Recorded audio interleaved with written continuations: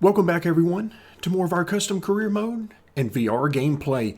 And today will be our very last video here in this spreadsheet, and it's also our very last full-time truck race. Now, that means that we will be running some truck races in the future, just like we're going to be running some super late model, some late model, and so forth in the future.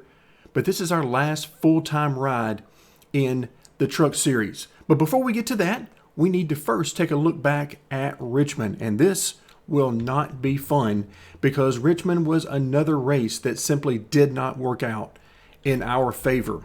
So we started in the 15th position. Incident count was an 8, so I'm going to go ahead and put 16 even though the money's not going to matter for us. And then our finish, 22nd.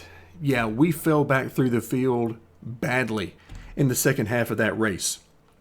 But what it really did is it made me change my mind on something that I've been doing here in this series, and that is just using the iRacing setup. But between Iowa and Richmond, and then if we go back a little further, back up here to Bristol, those races were just brutal, and I hated to fall back through the field like that, but essentially there was nothing I could do. The truck just got so tight that all I could do was just slow down more.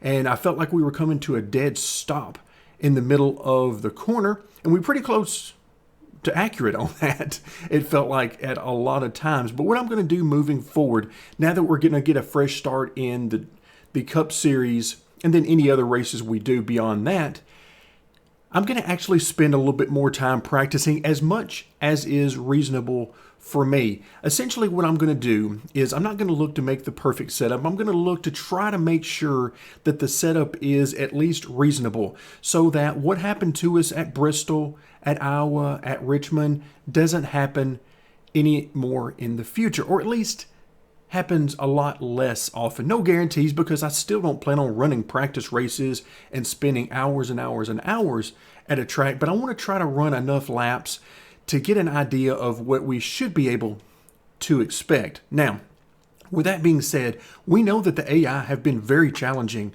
on the long runs, and that generally we can't keep up with them over the long run because their tire wear is just simply better than mine. And unless I find the perfect setup that's going to allow this truck or car to be balanced perfectly over the course of a run, then we're probably going to fall back through the field some.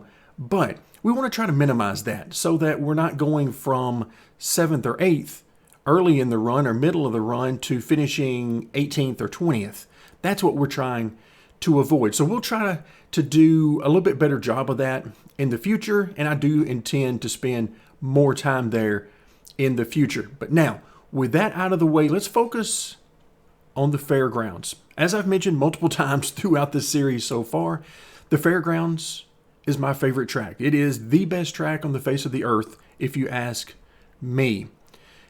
And of course, we're driving a University of Tennessee sponsored truck. We got to do good at the fairgrounds. I mean, we didn't do it at Bristol, so we got to make up for it at the fairgrounds. So I'm going to put a little bit more time into the setup there. Still not a ton, but enough time that I'm hoping we can at least get inside that top 10, and I really would love nothing more than to get inside the top 5. Now, I plan on using the same skill spread that we've been using previously at Iowa and Richmond. We're going to be using 70 to 90, so I've got some work to do. All right, folks, welcome to the Nashville Fairgrounds Speedway, where today, in our final full-time truck series race, we're going to be running 50 laps against a skill spread of 70 to 90. So that gets the details out of the way. Let's talk what we really need to talk about, and that is setup. So it's only a 50-lap race, which is not even quite half of what you can do on a fuel run, but the setup is going to be key because the last few races we've seen that the AI have just left us the second half of the run. The first half of the run, we do okay. We can make up some spots, get inside the top 10 at least a little bit, but the second half of the run, we have no shot. Well, here I have done some work on a setup. Now, unless I missed one, there is no iRacing provided setup for Nashville, which makes sense. It's not a standard NASCAR track, at least not yet. We're hoping to change that in the future, but I had to go and find another setup, so I decided to go to another short track, another bumpy track, and I chose, of all places, Iowa. So I started with Iowa as my template, made several changes, and we're going to hope that this 50-lap run is amazing. We want to get inside that top 10, and we want to stay there. Oh, and we're already green.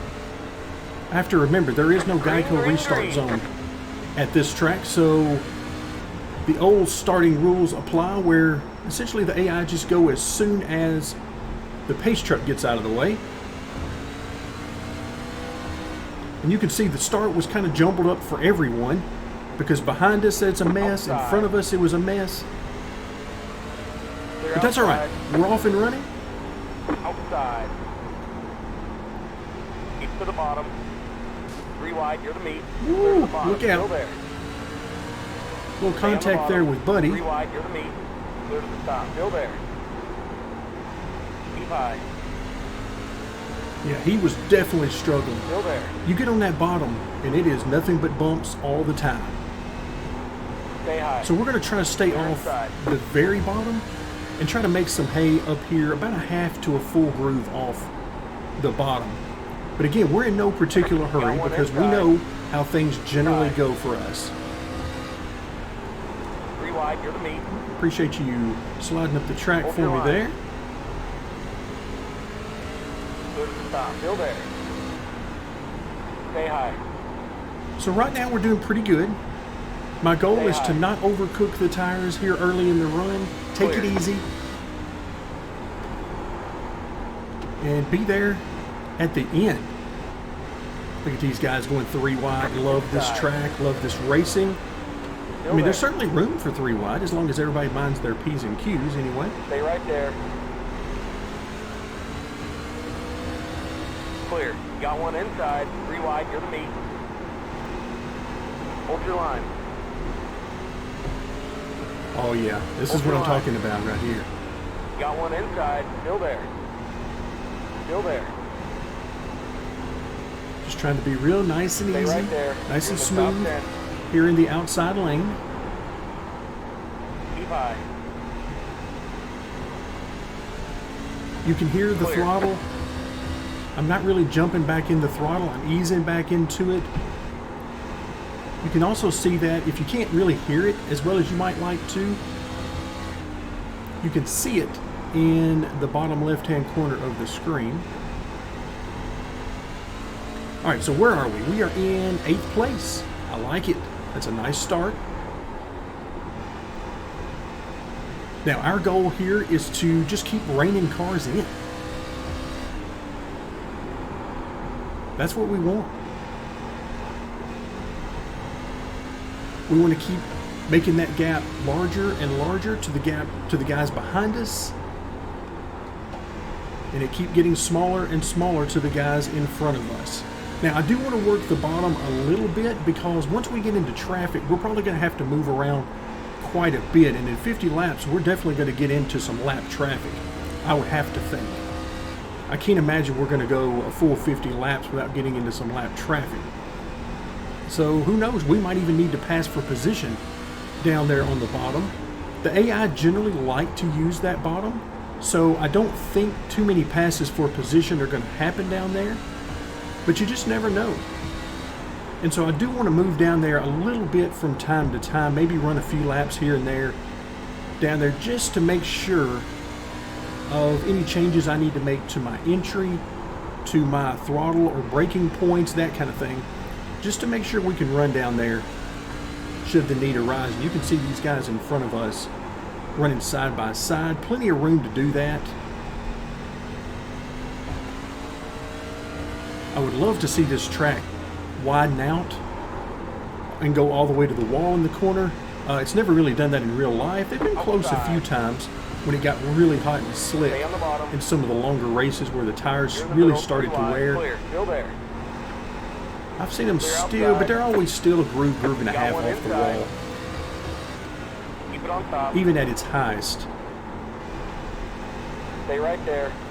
I've seen a few times where they get up there where Zane was in the middle of 1 and 2, but again, Clear inside. it's not really all that common. Still there. Ooh, loose there. Stay right there. Clear. So the goal for a setup is that over a long run, you want it to change very little as far as the balance. That's the hope. Now, as fuel burns off, that becomes more difficult because obviously that's in the rear, and the car is going to want to get tight over the long run. So you have to deal with that. You're in fifth. Good job. So that's why you generally try to start the truck off a little bit on the free side. But folks, don't look now. We're inside the top 5. So part 1 of our plan is working.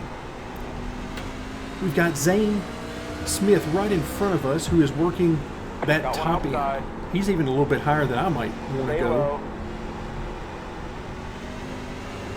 Stay low. Keep to the bottom.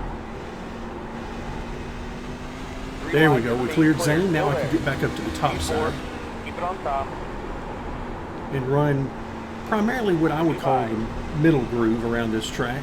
Zane, as I said, is a little bit higher than I want to be Keep it on top. overall. Still there.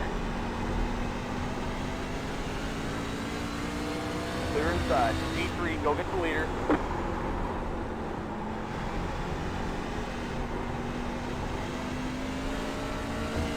All right, there we go. We're in third, and there is a lot of clear track in front of us. So we want to keep it up. This is exactly what we needed. So second place is Parker Kligerman, fresh off a great run on the road course at Mid-Ohio. Really happy to see him get that win. That guy has been working exceptionally hard. So that was a well-earned victory for not only him, but that team, which of course is as has been noted many times when they talk about Parker, that is a very small team. One full-time employee, the whole bit. And I love to see teams like that run well. And the Truck Series is a place where they've got an opportunity for that.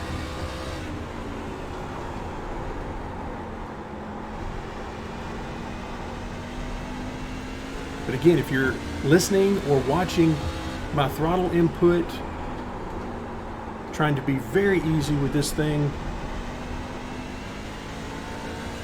not getting full throttle generally until well up onto the straightaway. Just trying to be really easy. Don't want to burn those rear tires off, because one of the worst situations you can get yourself into is to work very tight on entry and burn the right front off, and then push the car so hard on exit that you end up burning the right rear off, so that you're tight but snappy loose as the tires wear. That is not what you want.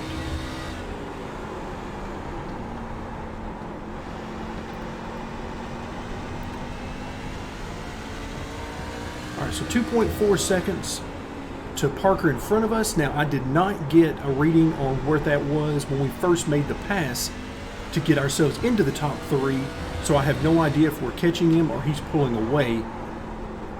But right now, I'm just sort of glancing up on the straightaways to see. Halfway. Oh, that was halfway. I hate to see that, because right now this truck is handling very nicely.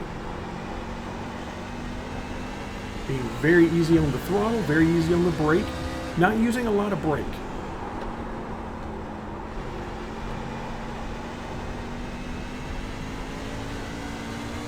All right, looks like we are gaining on Parker a little bit, not a lot. But remember, the last half of this race, and you can see it in front of us, look at that traffic. Holy cow, I did not expect to see that kind of traffic. But that is a serious log jam. Well, whoever the leader is, they have their hands full in that.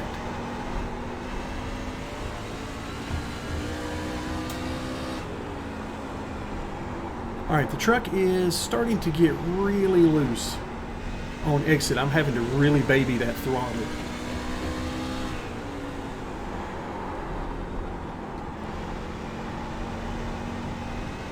But that's okay. Hey, the name of the game here is very easy to see, and it's right in front of us. It's traffic. It's not about passing for a position right now. It's about getting through this traffic.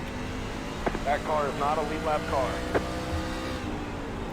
We're on the podium right now, and I think a great opportunity for possibly even a victory, dare I say it, if we can get through this traffic. I don't know where we are on speed with the top two cars, but with this traffic, that can be an equalizer for us if we, as he gives us the 20 to go. Now, also, you'll keep in mind that you don't hear the crew chief. The crew chief app is not on. I figured with such a short race like this, the crew chief really wasn't going to add much of anything to the race, so I left him out of it. I find that his value is pretty limited most of the time to me. It's good on a long run if we're going to make green flag pit stops. He can really help out with some fuel calculations and some things like that. Oh, look at this. Just know where to go. That car is a lap down. Stay low. 3 wide, you're the meat. Got one inside. Still there. Clear to the bottom. Got one inside. You see the 24 just bouncing, going over there. They're not so much bumps as it is just like riding the waves. Just swells in the asphalt. Stay high. As there are various waves going through the corner. Clear inside. They are very challenging to get through at speed. Now sure, if you want to slow down and really take it easy, then yeah, you can make it through it quite easily. But if you're trying to make time... Clear. Got one inside. That car is a lap down. Keep high. Alright, I believe that's... Yeah, that's Parker right in front of us. Next truck ahead.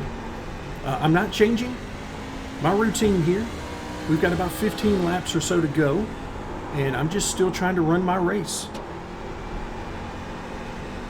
The rear tires are not very well hooked up off the corner, but I guess that's the price I'm paying for pretty good rotation through the corner. Still a little tight on entry, so there's still quite a bit of work that can be done here at this track on the setup. But overall, I think we're pretty good here compared to where, especially compared to where we've been balance-wise the last couple of races. Got one outside. Clear. Got one outside. Look at that. We were definitely able to make it through there better than Parker. 3 wide, you're the meat. Got one inside. Still there. Going to hold Parker down on the bottom. Stay high. Stay right there. Stay high. All right, here we go. We got the outside. Still there. All right, it's saying he's still there, but I can see him in my rear view mirror. That car is not a lead lap car. The virtual mirror at the top of the screen. So we're pulling him off the corner especially. We just need to get clear. Keep high. Clear inside. There we go. Now we got him. Inside. Clear to the bottom.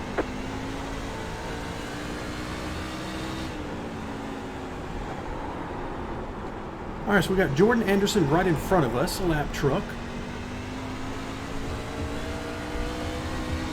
And by the way, I am a huge Jordan Anderson fan.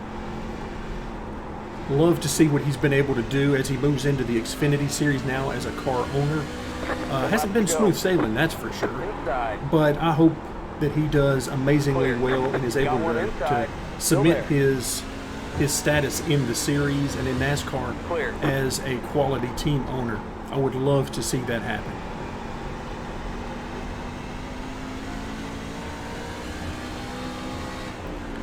Okay, now that we are ahead, I want to take a moment on the straightaway at some point.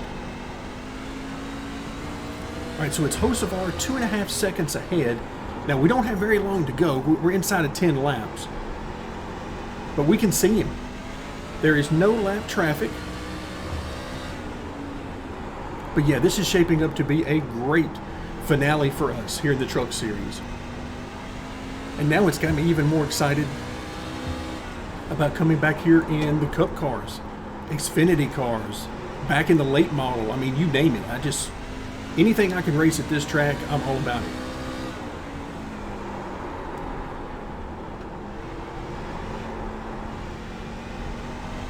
This thing is really skittish right now. A little bit tight on entry, and then loose on the under throttle on exit, which is a very important distinction. It's not just over rotating, it's when I get back to the gas, the right rear wants to step out. That's a different situation than just loose and over rotation on exit. There's a lot of right rear spring in this thing 5 to go. to try to keep it from going so tight on the long run.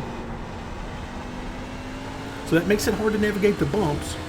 So you really have to work with the shocks for that to try to get the best grip you can.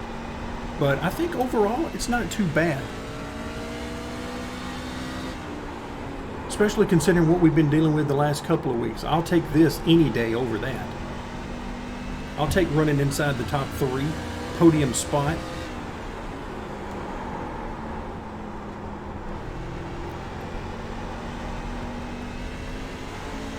By the way, Parker's just gone behind us. Now, we are not catching the leader, so Hocevar is also gone. So we've got ourselves a nice little gap here. But all of this is making me feel very good. Now, I can't say anything about catching the leader because, well, that just means we're not the fastest car on the track. But the fact that we've been able to pull away from Parker is a great sign. It means we're not totally falling off a cliff as we get into a run. Now, remember, this is a 50-lap race and that we are nearly to the end of. There we go. White flag is out now. But you can go over probably 115, 120 laps here on a full tank of fuel. So we are not even halfway through a run. So that's kind of how I'm gauging this. It's not so much just about the 50 laps. It's about what would happen if this was a 100-lap race. And I can't believe that's over. That was so much fun. I hope you guys enjoyed that as much as I did. Now, we didn't have anything for Carson Hocevar today. We didn't have anything for him on speed, but we were able to pass Parker, and we were able to pass a lot of cars to come from 15th up to a podium spot. So second place in our final truck race, full-time truck race. That's awesome. I mean, there's not a whole lot better than that we could expect. And that is how we'll close out today's video. So just as a reminder, from this point forward, we're going to be using a brand new spreadsheet. We're moving into the Cup Series. We're leaving the old behind and starting fresh and brand new. So that's going to do it for today. Thank you guys so much for joining me, and stick around for more custom career mode and VR gameplay.